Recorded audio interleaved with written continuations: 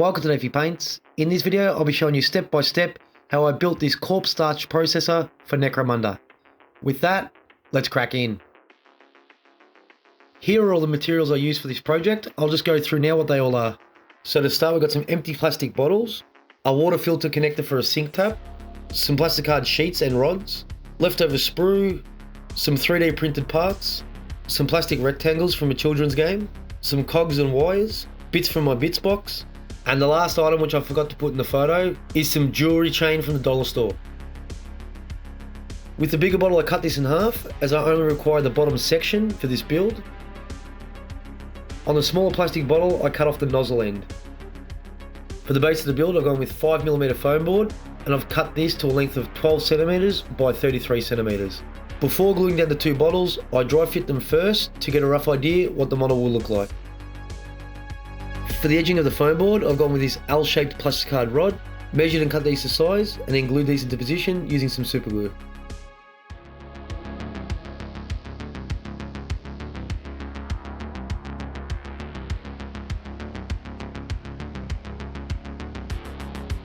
These plastic rectangles had mold lines on the sides and ends of them, so I just used my hobby knife to shave these off.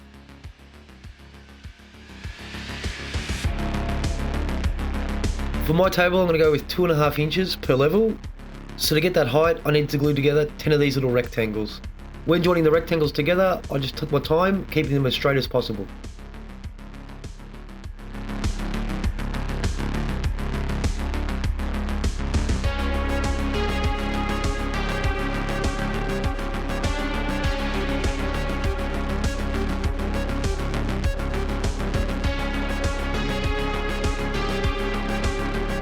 To attach the tap filter and the bottle together, I just join those together, marking out a circle where I'll put a cut out that hole for Stanley knife, and then just glue those two together using some super glue.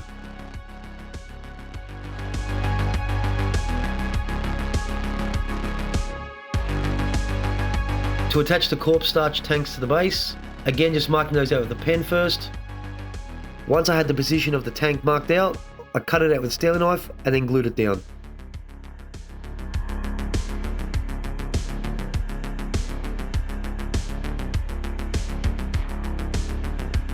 For a bottom floor walkway, I cut myself 2 thin pieces of plasticard, measure and glue those into position with some super glue.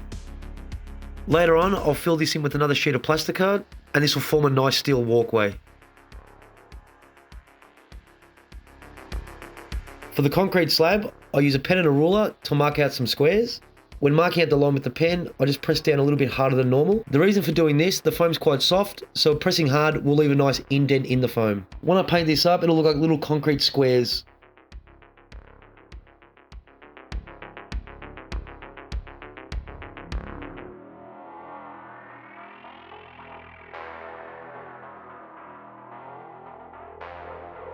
To give the stairs a more realistic look, and not just look like a bunch of rectangles stacked on top of each other, I've measured and cut myself 2 plasticard strips, glued them onto the sides of the stairs, and then with some scissors and a hobby knife, just trimmed away the excess.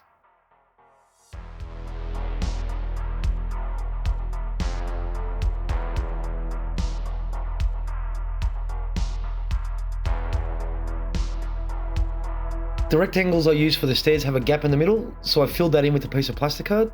This was really easy to do. I just cut myself a small piece of plasticard, glued that into position, and any excess I just cut away with my hobby knife.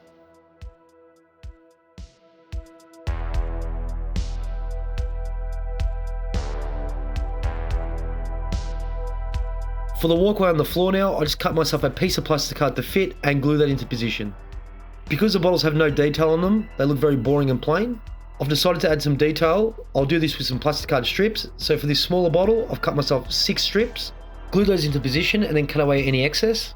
Adding a detail like this is very difficult now. I should have done this earlier, but we learn as we go along.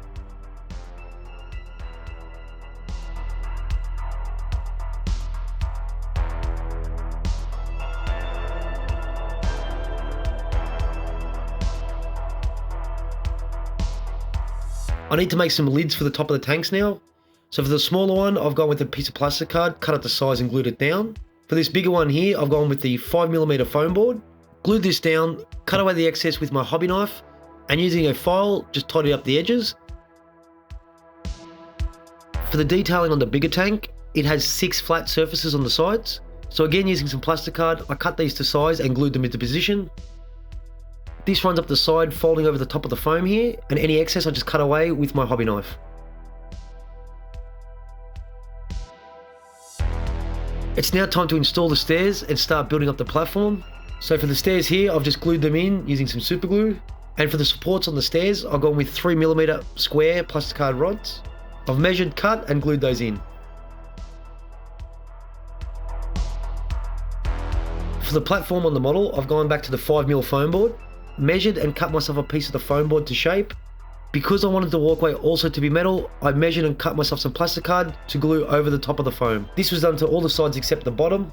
Once the floor was glued in, I then supported it with the 3mm plasticard beams and repeated this step until all the flooring was installed.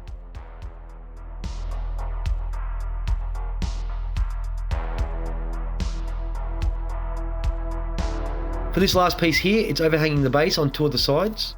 So to fix this up, the supports can't go straight up and down like the rest of the model as it'll look weird. So I measured and cut myself some supports on an angle. These run from the base of the model out to the edge of the flooring. Doing the supports like this just gives the model a little bit more character. To add some more detail to the bigger tank, those strips I glued on earlier, I'm going to fill those in with some triangle beam supports now. To do this, I've got myself some triangle plasticard rods, measured and cut them to size before gluing them on. Doing this not only helps the model look a lot better, but also because the plastic's so thin on the bottle, it helps to support it a lot more.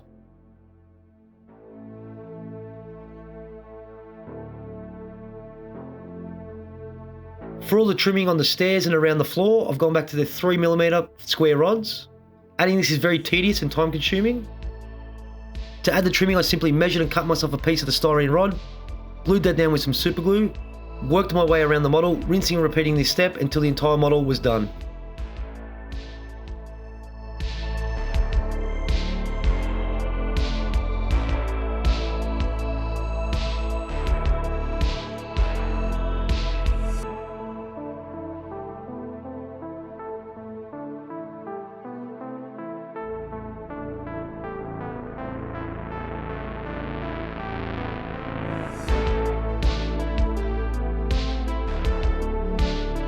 With the triangle supports added to the tank, they were very flat and boring on top. Just using this grinding tool with my drill, I just ground the plastic down onto an angle. Doing this just gave the supports a more interesting look. This next step is putting all the hand railings in. So I've just pre-measured an equal distance around the whole model for all the hand railings, marking those out with a pen. To install the railings, I just drill a shallow hole into the plastic, not going through the entire piece. Using some pre-cut styrene rods, I glue these into position, making sure they're straight using a piece of foam, and I go around the entire model drilling and gluing in these supports.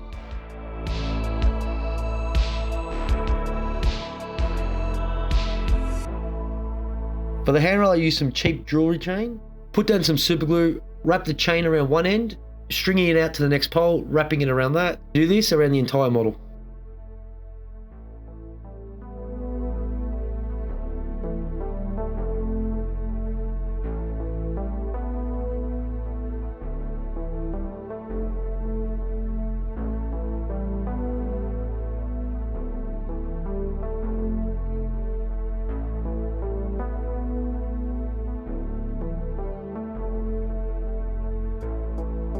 For the piping running between the 2 tanks, I've got these 6mm plasticard piping. I simply just cut the 2 pieces on an angle, joining them together.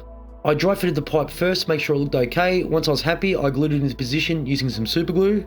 I glue this pipe in now, but later on I decided to add another, so I glued in a second. For some smaller pipes around the model, I used this round sprue. This was off those rectangles I used earlier. This was really easy to do. I cut them to size, cleaned off any excess, and glued them into position.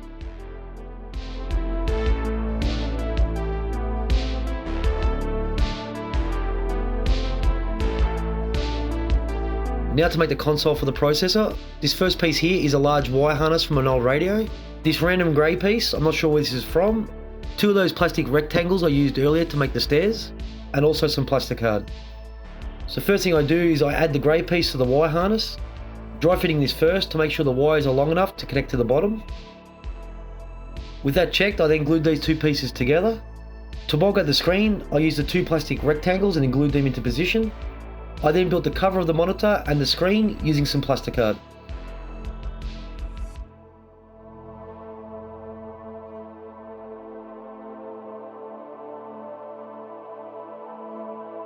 Once the console was built, I glued it into position on the model, and with that I had a really cheap console screen. With the wiring, I wrapped it and fed it through the poles down the bottom here, then connected the wires to the tank down the bottom, locking the wiring to the poles with some chain, and then gluing that all in with some super glue.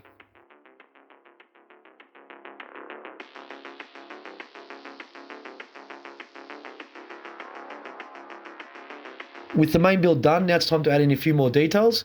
I did add a lot of details while I was making this model, but I'll go over all of them now. For the joints on the flooring, I just cut myself some thin plasticard strips, glued these into position. For the console, I've glued in a servo skull, and on the left hand side I've glued in this fan piece with some pipes coming out of it.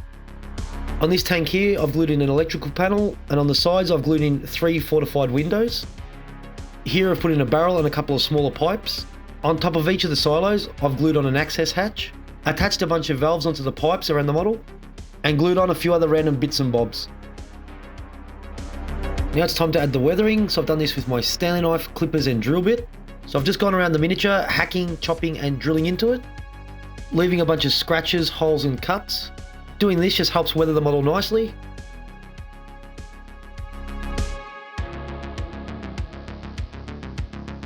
And for the cracks in the concrete, I used my pen and just drew those in.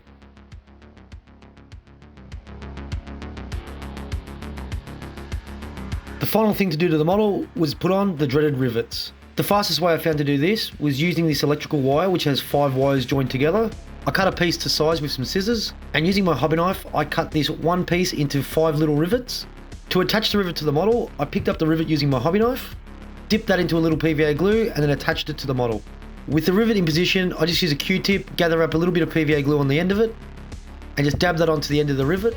The reason for doing this, when the PVA glue dries, it'll give the rivet a nice round top. And I repeated this process for the next 8 hours. While it can be very tedious and boring to do this, adding these rivets does give the model that extra touch.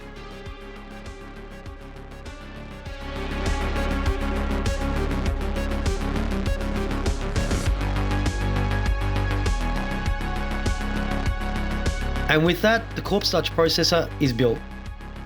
Thanks for watching Nayfee Paints. If you liked the video, please click the sub button or leave me a like.